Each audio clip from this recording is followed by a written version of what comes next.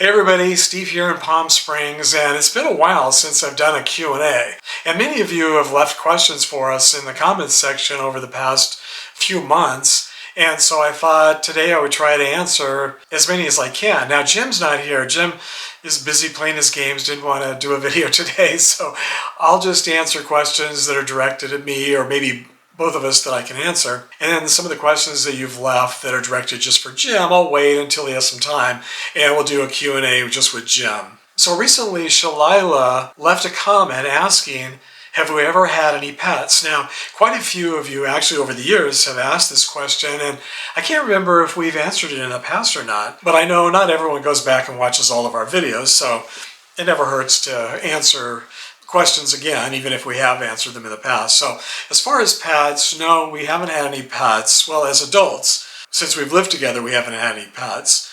I think he had pets when he was a kid, he and his sisters, and I grew up in a family, well, some of you may remember my mom. She loved animals, she loved pets, and always had dogs and cats and anything else that wandered into the house. So I grew up in a household full of lizards and guinea pigs and hamsters and pigeons and cats and dogs and, all the usual pets.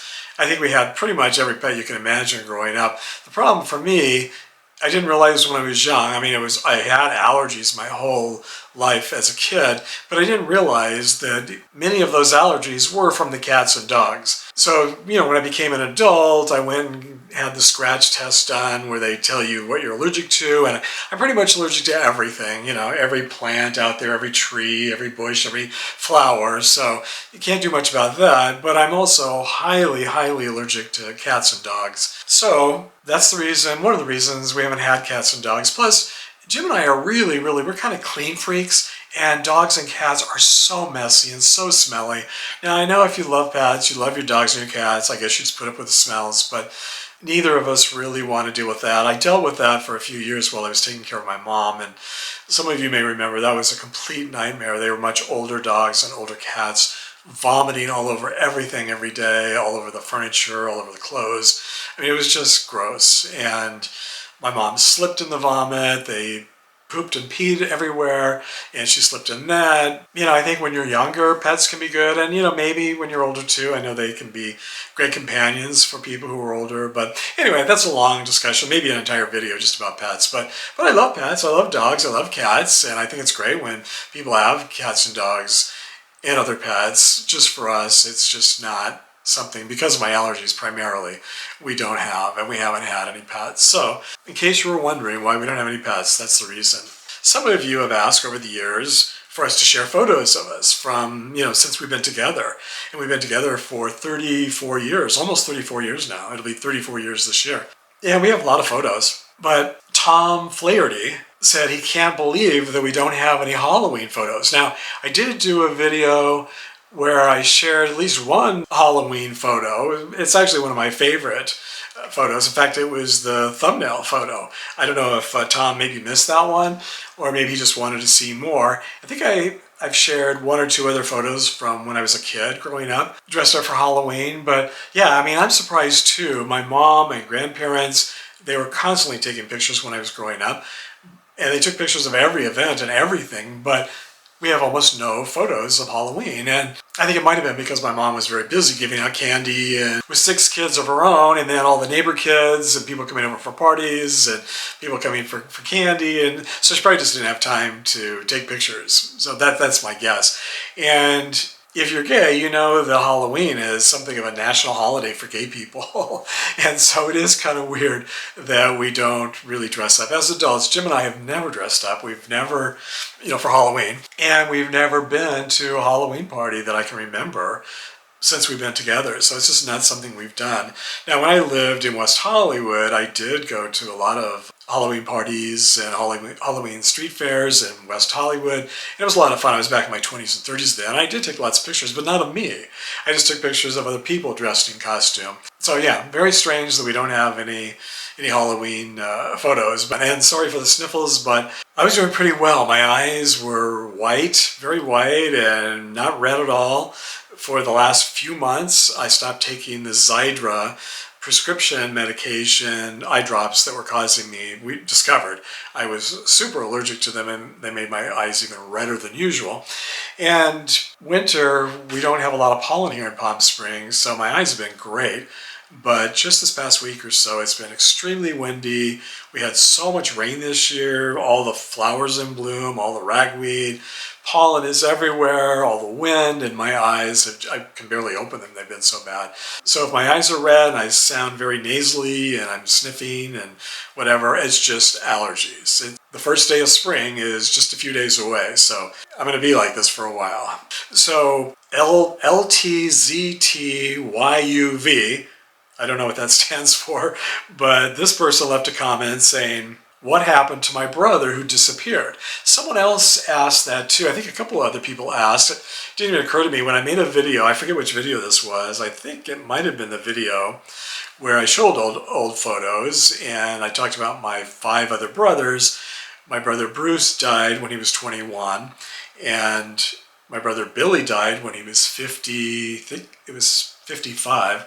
This was just about 5 years ago or so. And you've seen my other 2 brothers. If you've watched any of our videos, you've seen Robert and John, my 2 youngest brothers. So that's 4. Well, that leaves out Danny. And I didn't mention what happened to Danny. I think I mentioned that he just disappeared. And Danny had some issues. That's probably a video all by itself as well. But basically, what happened was he was living with my mom about 10, I guess now it would have been about almost 15 years ago. And he was having some issues, but he was pretty abusive to my mom. And while he was living there in her RV, and she was trying to kick him out, she had to call the police to remove him. He could be very volatile. I mean, he definitely had a very big personality and was very headstrong about a lot of things. At times, he and my mom had a very difficult time getting along. But finally, he did leave, and he said he would never return. And my mom had always made excuses for him and always stuck up for him and always took his side. And so she even finally had come to the end of the line where she just couldn't take it anymore. She kicked him out and said she didn't want him to ever come back again. Now, she did change her mind later, as, you know, I knew she would. We all knew she would. But she was so angry at the time, and he said he would never come back, and he never came back. And so she died about almost 3 years ago now, and he never even knew she died. We didn't know where he was. He just disappeared for over a decade. But just last year, I had heard from a neighbor out in Quartzsite, where my mom lived, that he did show up. He finally, after, 11, 12 years, he stopped by my mom's house only to discover that she no longer lived there. And the neighbor told him, that she had died. Then afterwards, my neighbor did tell me that, he had stopped by. So at least we know he's alive. And he seemed to be good. He seemed to be in good spirits. She said he looked good. He was doing well. Had a nice car. He was driving back east, apparently. He was moving back to the East Coast. And that's all I know. So all we know now is that he is alive, but he hasn't really made contact with any of us, either me or my other 2 brothers, John or Robert. So, it's probably for the best, even though you'd like to remain in touch and you'd like to be a part of the person's life for so many different reasons. Sometimes that's not possible. So I'm sure you guys, many of you could probably relate. I'm sure with family members, this is not uncommon. But anyway, that's what happened to my brother, who, when I said he disappeared, he did disappear. He kind of fell off the face of the earth for more than a decade. And only recently did we discover that he is at least still alive and seems to be doing well. So that's good. So Ellen Sipple left a comment asking, what equipment do I use to film my videos? That's a good question. I'm surprised no one ever asked that. But, I guess when you're watching a video, you're not really thinking, unless you're another YouTuber or maybe you have your own cameras and you like to take photos and videos, and maybe you have your own YouTube channel.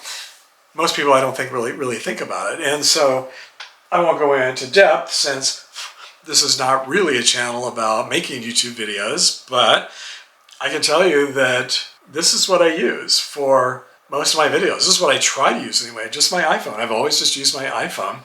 It takes great video.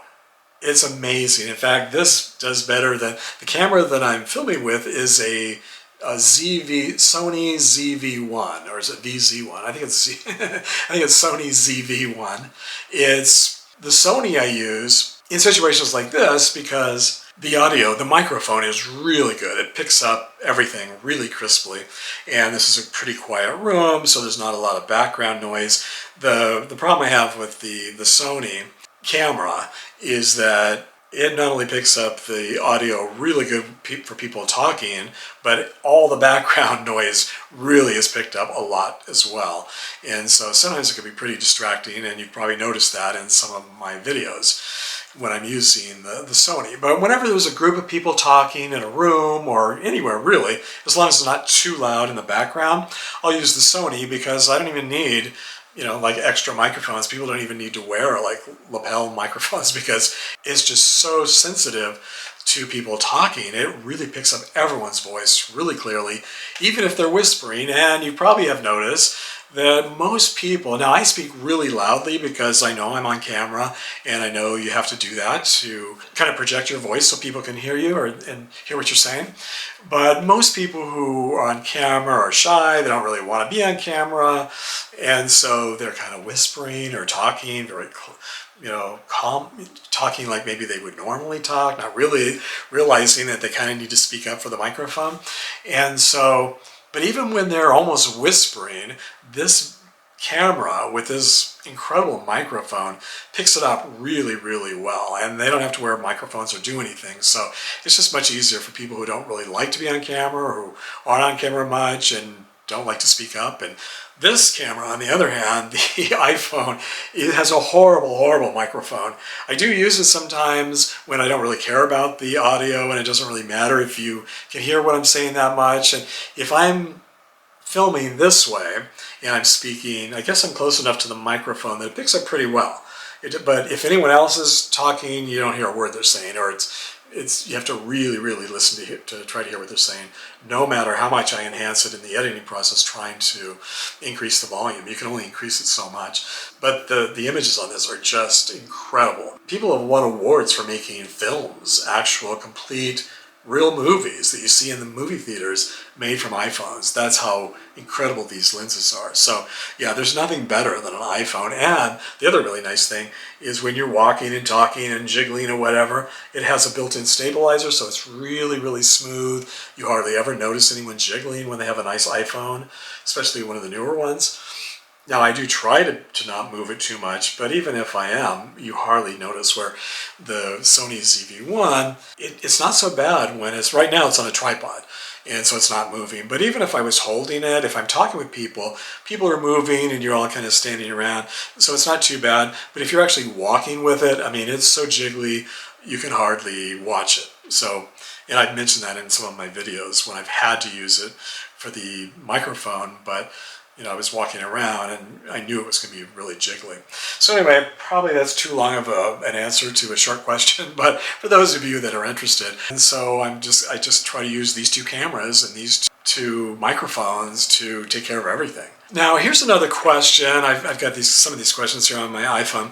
I try to remember, it's funny when I'm answering comments, sometimes I get hundreds, thousands of comments, and so I'm answering and I forget. If someone's asking a question, I forget to write down the question so I can remember later, because with thousands of questions a month, I just can't remember all the questions that I get. So I've been trying lately to write them down in my notes section on my iPhone. And it's kind of nice. I'm trying to use my notes section a lot more for a lot of things instead of writing things down on pieces of paper, which I also end up losing or misplacing, or I end up with a pile and it's just too difficult to go through later. So anyway, Patrick from Ireland, who always leaves lots of really great questions. Thanks, Patrick. And thank you to all of you who have left these questions.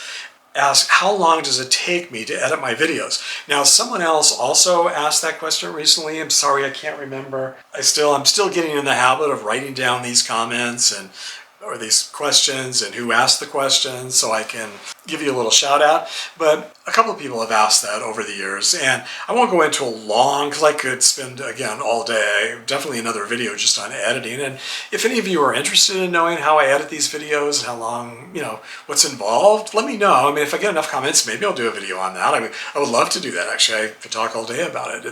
I started my first YouTube channel, well, about 10 years ago, but my Graveyard channel I started 7 years ago, and I've posted at least one video every single week on that channel usually more than one, usually two or more over the years. And then I also have this channel. So for 7 years now, I've been editing videos, at least one or two a week. Well, now I try to do at least one video on each channel. I have two channels, so that's 2 videos a week. So I was just thinking about the other day, and I think I've posted and shared well over 1,000 videos in the last 7 years.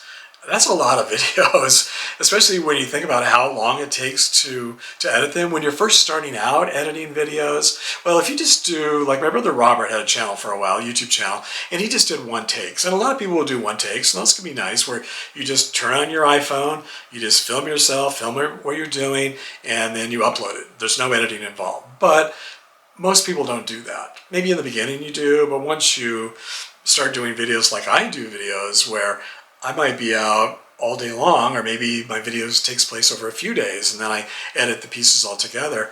Well, my videos, and this is something I bet most of you, maybe none of you, realize, when you watch one of my videos, now today's video is different. This is just I'm sitting here talking, so this one will be fairly easy. I'll just edit out all the ums and ahs and things like that, and all those super boring parts. Now, that's debatable. Some of you may think the whole video is super boring, but the ones that I think are the most boring, I'll edit those out. And that can take a couple of hours just to do that because, well, a couple of things. One is that when you watch one of my videos that's, say, 15 minutes, well, if it's 15 minutes, I probably have a half hour to an hour's worth of film footage that I filmed just to get that 15 minutes of good footage. If it's a half-hour video, I might have 2 to 3 hours worth of footage that I filmed during the day or whatever, and I've narrowed it down, I've edited it down to a half hour. Well, think about it. If you've got 2-3 hours worth of film footage, you don't watch it once, you watch it multiple times while you're editing, trying to figure out what parts to keep, what parts to take out. So you're just going over and over. When I'm editing, most of the time I would say I probably am looking at whatever film footage I have at least a half a dozen to a dozen times while I'm editing it. And then once it's edited, you have to watch it again. Because once you put all the pieces together, then it's called processing. Then you tell the video editor to go ahead and process it. You're done editing it, process it, turn it into one video. So take all the pieces and make one video out of it.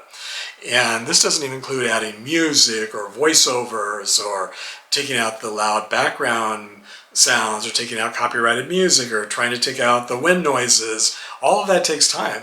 So in the beginning, it would usually take me a day to 2 to 3 days to edit a video, a 15-minute video. And now, after all these years, I've gotten faster and faster and more efficient and much better at labeling the videos. Because you've got, sometimes, well, what I was going to say earlier, and I forgot to say, is not only do you have an hour or two's worth of video, but it's not 1 or 2 videos. It's like sometimes hundreds of video clips. So in fact, I shouldn't say sometimes, almost always, when I go out filming, I come back with at least 100 clips of film footage. Sometimes photos that I mix in with the videos, but just in videos alone, usually every video I do when I'm out filming things, I come back with 100 photos and video clips that I then have to put together.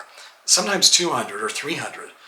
It's amazing. You wouldn't believe just how many pieces. Well, you also have to label all those. So in the beginning, I wouldn't label them at all, and then trying to find them was a nightmare. That's why it would take 2-3 days to edit these videos. And then I realized, okay, I've got to start organizing these clips into sections or whatever, like the beginning, the middle, the end, or, if interesting things were happening during the video, or if someone was talking, who was talking. And so I would go in and type on every single 100 different video clips I'd have to type in. Well, imagine how long that takes to do. So I found tricks and things to do to keep that easy, to make it easier. So the simple answer is now it takes me, for pretty much every video, it takes me at least half a day to do the simplest, easiest video. So, 4 to 5 to 6 hours. If it's a really long video and a really complicated video, it can take me a full day to edit these videos. So these videos that you're watching take me a half a day to a full day to edit, and that's because I'm really fast, very efficient, really good at this, because I've been doing it for about a decade now. And if you're doing the same type of videos, they're going to take you much, much longer. The processing can take an hour or two to process that video to turn it into one video, all those clips into one video. Then the uploading to YouTube. A half-hour video usually takes an hour or so to upload to YouTube. And we have a super fast connection, internet connection. So if you have a slow internet connection, it could take you 2-3 hours to upload a video to YouTube. So that's some of the behind-the-scenes stuff that when you're just watching a YouTube video, you have no idea. And if you haven't done this, you just would have no idea. You would just think you pick up your camera, you go film it, and then you upload it. Oh yeah, and all that time I was talking about, that was just the editing. That's not the filming part. When you go out and spend 3, 4, 5 hours or a day or 2 days or a week filming something, and then you also then have to come back and edit. Lacey Wagner left a comment saying, "It seems like you've been doing a bunch of local videos lately, which have been so fun, but are you saving and resting up for another cross-country trip this spring or summer?" Oh my God, Lacey, no. I don't think I'll ever be taking another cross-country trip. I never say never, maybe I will, but that one just burned me out so much. It cost me about $7,000 to take that trip. I was staying in really cheap hotels, and the cheapest hotels, it averaged over $100 a night. So you can imagine it was a 6-week trip. And so just that was, $4,000 in hotel rooms. And these were not even nice hotel rooms. A couple of them were nice, but most of them were pretty awful. And it still averaged over $100 a night. So very, very expensive. That didn't include gas or eating, but I eat here. So I didn't even include eating in that $7,000 that it cost me. Just hotels and gas. I think that's really all I really totaled up, just to see how much it cost me. And I think it was over $7,000 for that one trip, but that's not really the reason. It's just, I'm just tired of driving. It's just, I don't know, I guess, I'm tired of leaving Palm Springs. I do still like to travel. When I do go somewhere, I love it.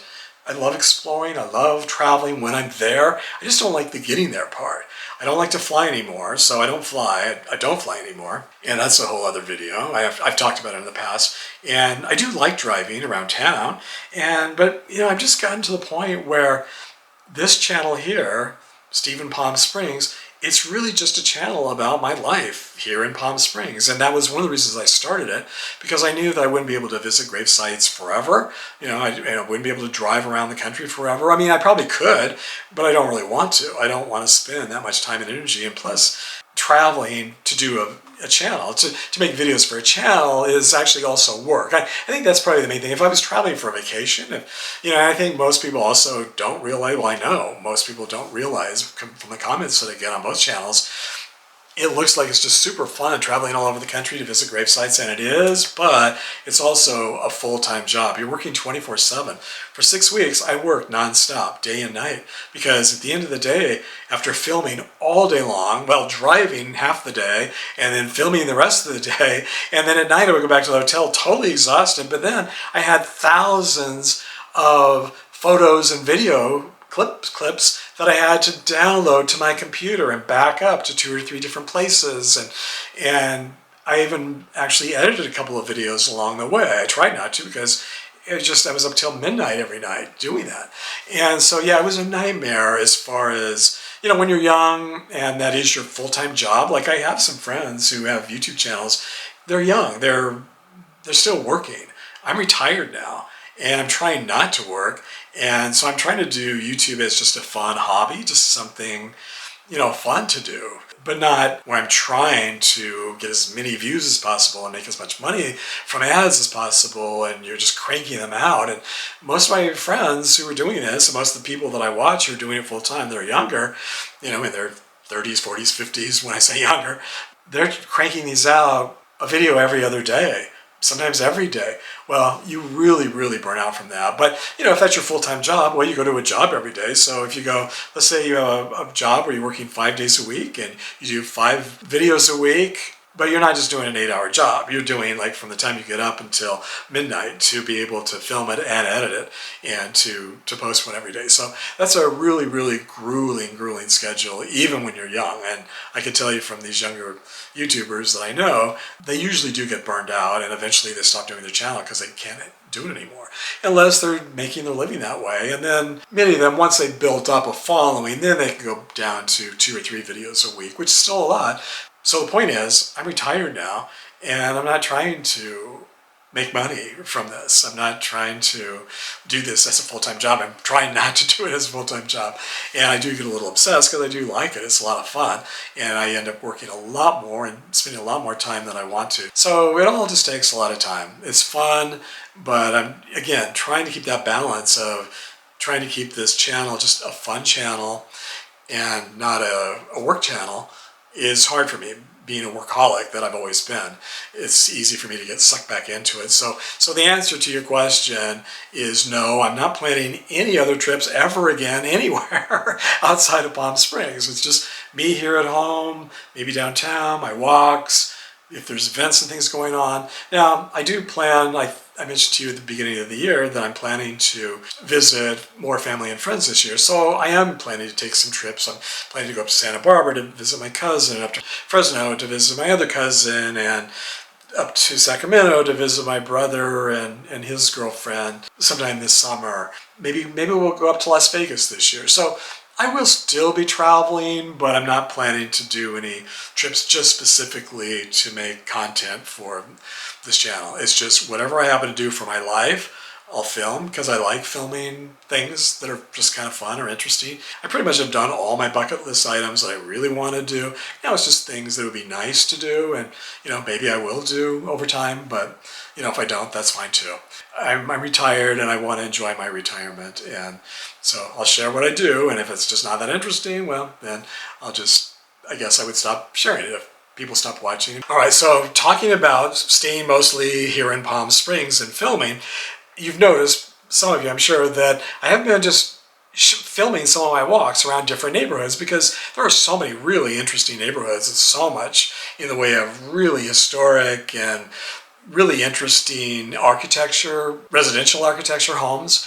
And we have so many here that are so many famous homes and celebrity homes and historic homes and in all the different neighborhoods. So I've been doing that a lot lately, and someone said, Vince F. commented that he was just wondering if anyone ever says anything about me filming their homes. And Marianne Lockwood also asked the same question. She says, has anybody ever said anything to you when they've noticed that you're filming their home? And I thought that way, at first I thought that was kind of a strange question. Well, maybe not a strange question, but a question that I really never expected anyone to ask. A lot of the questions that I get, they don't surprise me. They're questions that I would probably ask a YouTuber, a vlogger that I was watching, just, things that we're all curious about. But this question I thought was interesting because it's one that has bugged me since I started making videos. I've learned, I guess we all know that, as people, we're all kind of nosy and curious, and I've always known that there were busybodies out there and Karens, people who like to cause problems, and Gladys Kravitz, remember Gladys Kravitz on the Bewitched show? I knew there were people like that out there. As I was growing up and, throughout my life, I've run into a few or seen a few on TV or in movies, but I never ever realized that all of us are Gladys Kravitz. It's so bizarre to me that as soon as I turn on my camera, no matter where I am, and this has been since day one, since I first started doing YouTube and started making videos with my phone, because I never did this growing up. We didn't have iPhones, and I didn't have a video camera, so it just wasn't something that happened. I didn't film anything growing up. But now that I'm filming everything in my life, no matter where I go, there's somebody, as soon as I turn on my camera, there's almost always somebody says, what are you filming? And do you have permission to film that? And why are you filming that? And who said you could film that? And what are you doing? And I'm like, it's none of your business. I feel like, it really makes me very defensive and angry when someone says it, because my first reaction is like, it's none of your bleeping business what I'm doing. So how dare you ask me this question? It has nothing to do with you. So getting back to filming homes, if I were standing in front of somebody's house, filming their house, and they came out into the yard and said, can I ask why you're filming my house? Absolutely, that would be reasonable. Anybody would do that. If I went out to my front yard and somebody was filming my house, I would ask why they were filming it. That makes sense. We'd all do that. But these aren't homeowners coming out of their houses and asking me why I'm filming. These are just people driving down the street or walking down the street, or they just happen to be standing nearby. It's not their house. And I'm not even talking about houses. I'm just talking about everything and anything. You know, I can just be walking anywhere, doing anything, no matter what I'm filming. People are very nosy and very curious, and that's okay.